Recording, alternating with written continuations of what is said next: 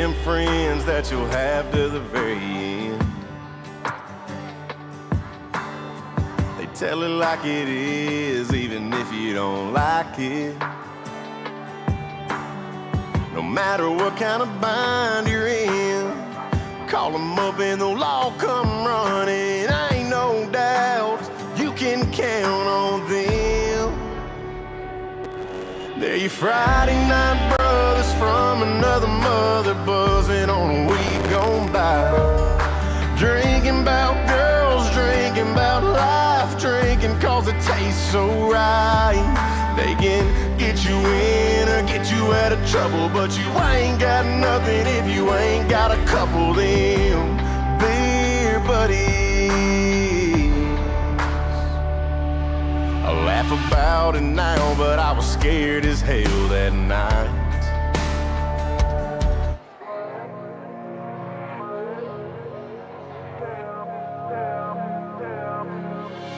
Football lights, Friday nights, don't play no more, but that's still my team. And back behind those bleachers, there's a spot where I kiss the homecoming queen.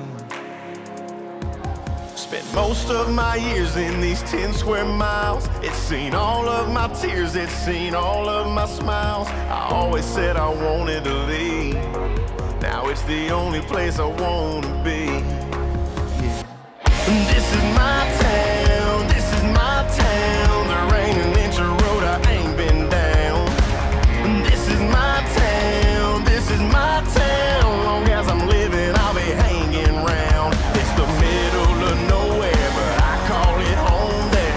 I ain't afraid to say it loud and proud. This is my town, this is my town. Everybody knows everybody, and everybody knows me by my first name. As the world gets complicated, we just try to keep it simple and stay the same. There's dirt on them roads, I don't want them to pave it. Every memory I've got, yeah, them dirt roads, they made it. If you're anything like me, take your drink and raise it. Yeah, go on and say it, come on. This is my town, this is my town. There ain't an inch of road I ain't been down. This is my town, this is my town. Long as I'm living, I'll be hanging round. It's the middle of nowhere, but I call it home there. I ain't afraid to say it loud and proud. This is my town, this is my town.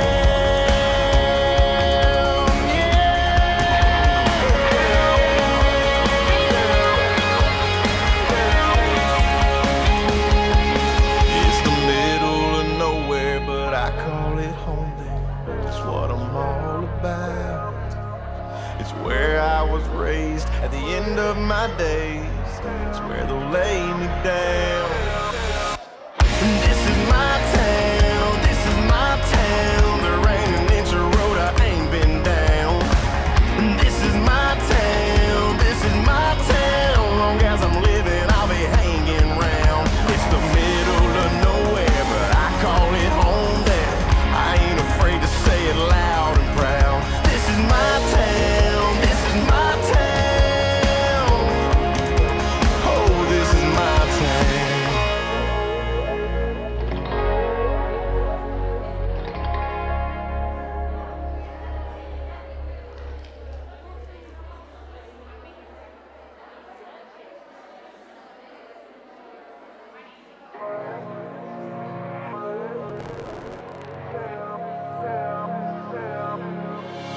Football lights, Friday nights, don't play no more, but that's still my team. And back behind those bleachers, there's a spot where I kiss the homecoming queen. Spent most of my years in these 10 square miles. It's seen all of my tears, it's seen all of my smiles. I always said I wanted to leave. Now it's the only place I want to be. This is my town, this is my town. There ain't an inch of road I ain't been down. This is my town, this is my town. Long as I'm living, I'll be hanging round. It's the middle of nowhere, but I call it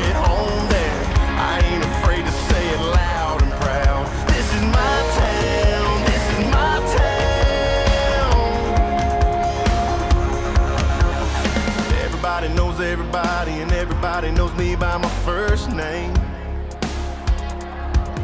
As the world gets complicated, we just try to keep it simple and stay the same. There's dirt on them roads, I don't want them to pave it. Every memory I've got, yeah, them dirt roads, they made it. If you're anything like me, take your drink and raise it.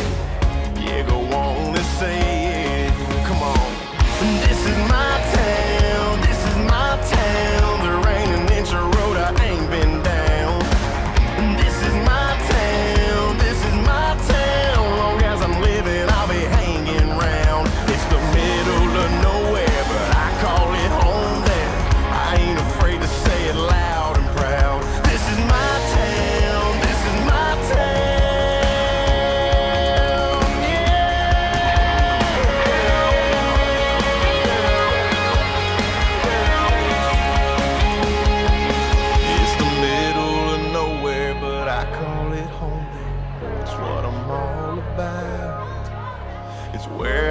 Raised at the end of my days, it's where they'll lay me down. This is my town, this is my town. There ain't an inch of road I ain't been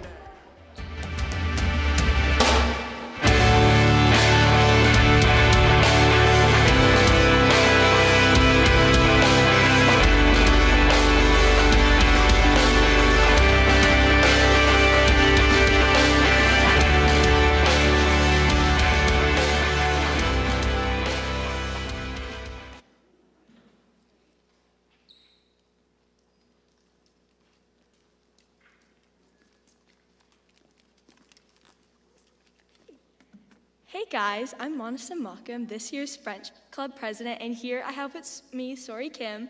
So we're just going to be talking about National French Week, which started last week, November 4th, and today is the last day. So we just wanted to highlight a few of the themes about it.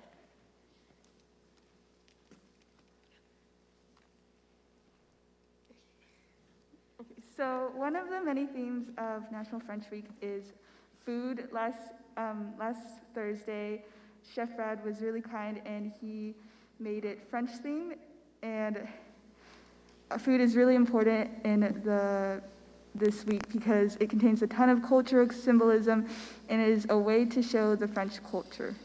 And and up here we have some pictures of them, and if you can notice, coq au vin is what Chef Brad made last week, and these are some of the top dishes in France. Another theme of the National French Week is science, technology, and careers. This is a quote: "The French-speaking world is a leader in medicine, transportation, and communications." Some of the French innovators are the Lumiere brothers, which were best known for their cinematic motion picture system in their short films. And then also, as Sori said, France is known for their metro system and everything. So up there we have a picture of the Eurostar, which is a popular train that goes from UK to France. So that's, yeah. Arts and music and dance is another theme. And the quote is, "Many of the interdisciplinary aspects of teaching French and the French cultures include arts." This bottom left painting is by Claude de Monet, which was a famous painting, and it is called The Impression Sunrise. Yeah, and then on the right bottom is the Louvre, which is a famous museum in France. So, France has a lot of famous paintings, and a lot of people, it's very good, for their tourism, and a lot of people just go there to look at them. Okay, so sports and games and traditions was chosen as a theme because young people in America can easily relate to them. So one of the most popular ones is Tour de France, and it's a huge biking event. And then a few other things about sports in France. It's won the World Cup 2 times, and it always has a soccer team, so they're kind of good. And then also it hosts the French Open, which is also known as the Roland Garros, and that's played every year, but I guess it's been a little different because of COVID, but yeah. Okay, those are my sources, but I just want to say thank y'all. And another thing we've done to celebrate National French Week, especially in our French classes, that Dr. Guernsey has done, is we've played like French trivia, and we just like to give a shout out to Chef Brad for making last Thursday French themed. So thank you.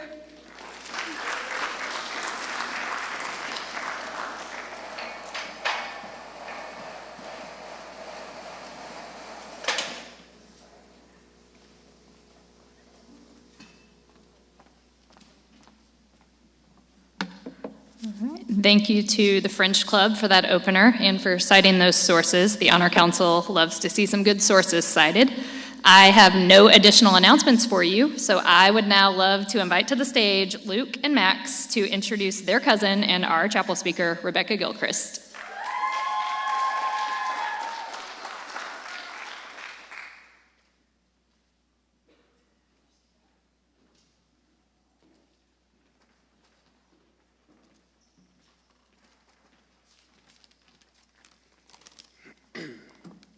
Hello everyone, my name is Luke Bowman and I would like to congratulate Rebecca Gilchrist for being the class of 2021 graduate of the Girls Preparatory School. It almost feels like yesterday when we would blast the music in the back of our camper while dancing, but in the end we would always get yelled at for shaking the camper too much. But I do have to say that one of my favorite memories growing up is when we were at the county fair with Grandpa looking at all the cars with him. But that's all. So I would like to say congratulations to Rebecca for making it this far in life, and I can't wait to see how much farther you go. Love you. Hi, my name is Max Bowen, and I am Rebecca's cousin. One of my favorite memories with her was last year.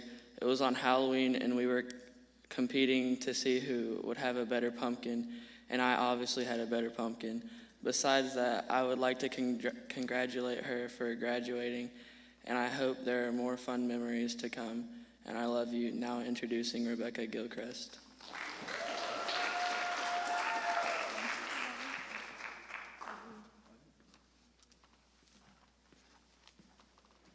I'd just like to say they wrote those all by themselves, so like big props to them.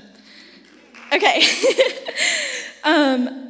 Thank you guys. I'm very grateful for all of our memories, and I wouldn't have wanted to grow up with anyone else by my side.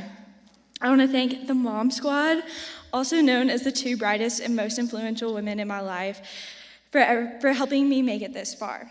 I also want to give a big thank you to my friends and family and the rest of my family that is watching this virtually for always being there for me on both the good and bad days and taking time out of your day to listen to me speak.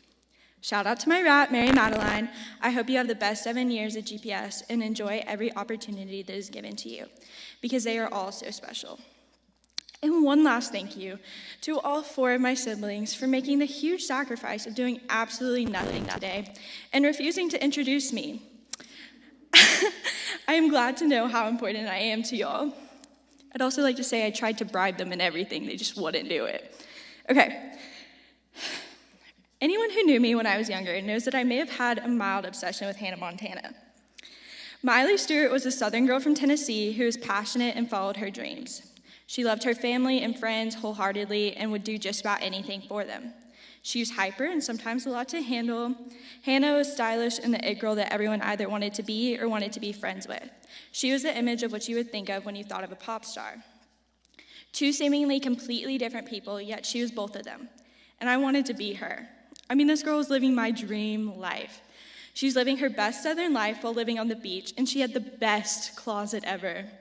Like, that thing was futuristic with the spinning shirt rack and the display cases with all her purses. Disney was doing it right. I, on the other hand, decided to bootleg this idea.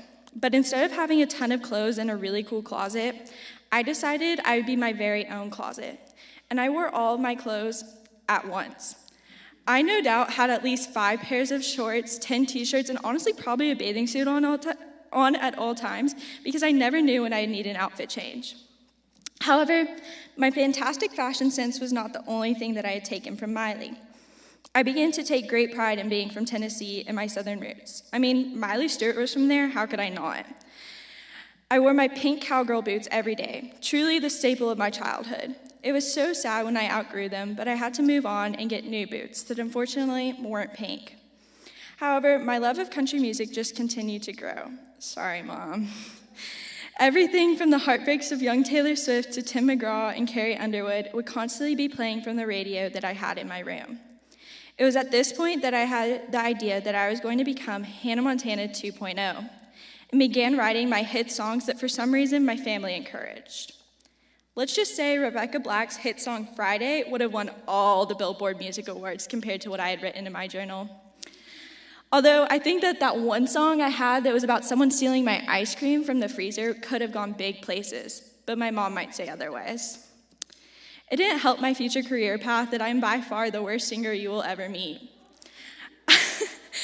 I am tone deaf and should never be allowed to do karaoke, yet one of my parents told me that I was a great singer when I sang along to an Adele song in the car, which only encouraged my aspirations, which was the last thing that I needed. I'm as stubborn as a mule, and once I set my mind to something, it's close to impossible to change it. It was this and my go-lucky attitude that kept this dream alive for way too long. For my 5th birthday, my parents decided that it would be a good idea to let me have a Hannah Montana-themed birthday party. And well, let's just say that blonde wig was not it. However, it was around this time that my dreams went up about 3 levels because I received my most prized possession, my purple Hannah Montana guitar. Now, you would think upon receiving such a gift, someone might teach me how to play the guitar, at least to save my parents' ears from even more of my non-existent talents.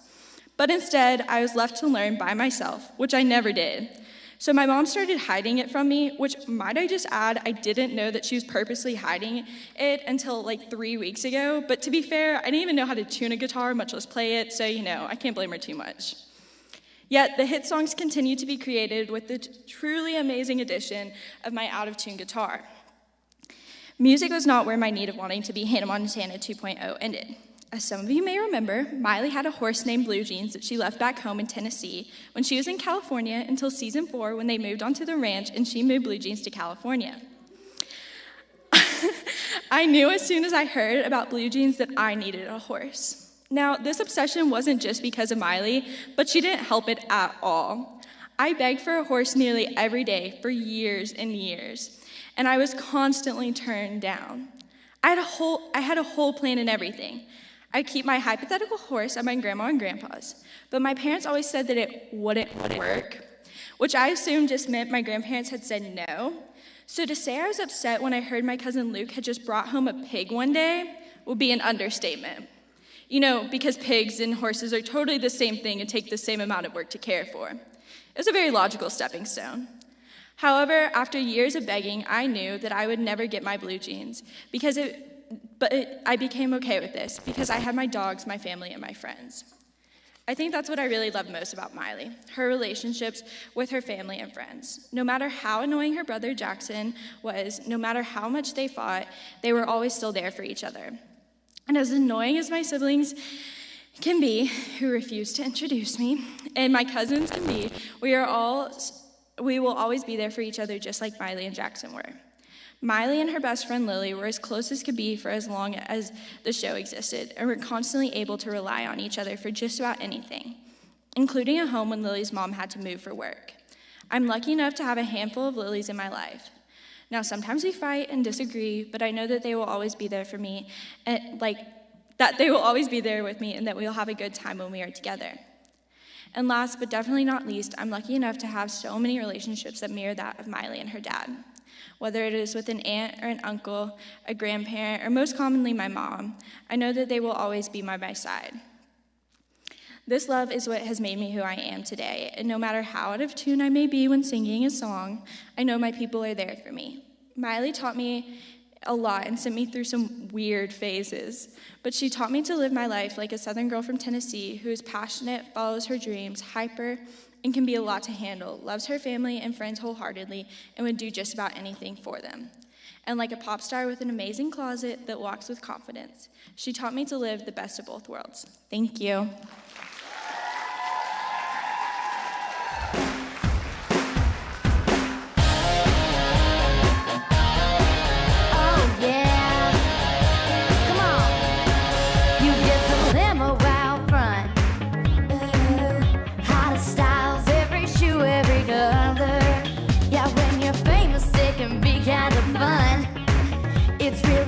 but no one ever discovers.